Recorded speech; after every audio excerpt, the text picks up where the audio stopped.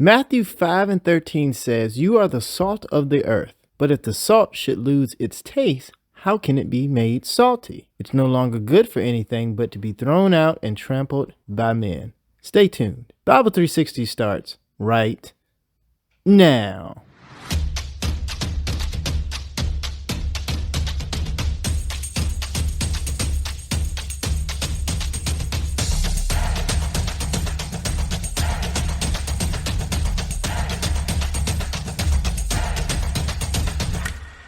Welcome to another episode of the Bible 360 podcast. Yes, I'm still your host, Keaston Franz, and I love the Olympics. The last time they were on, I could not help but stay up and watch. My greatest memory of the games was the opening ceremonies. As I watched athletes from around the world stand together, I was reminded of the power of athletics to build bridges between people from very different backgrounds. If athletics can do such a thing, Christians should be able to do so as well, right?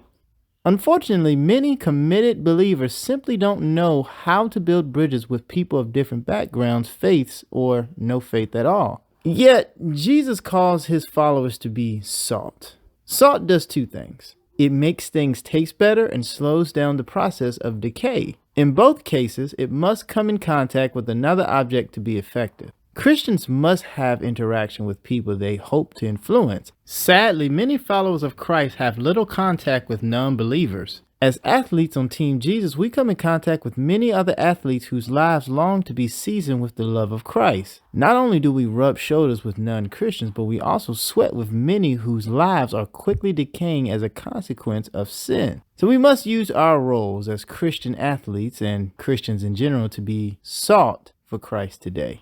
Think about it.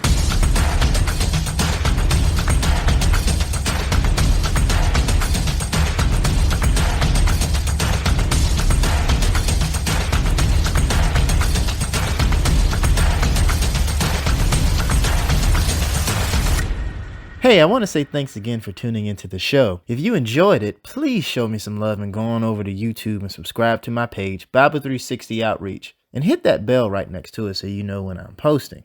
You can also find the show listed in Apple Podcasts, Google Podcasts, and pretty much any other podcast directories. Until next time, I wish you a very pleasant adieu.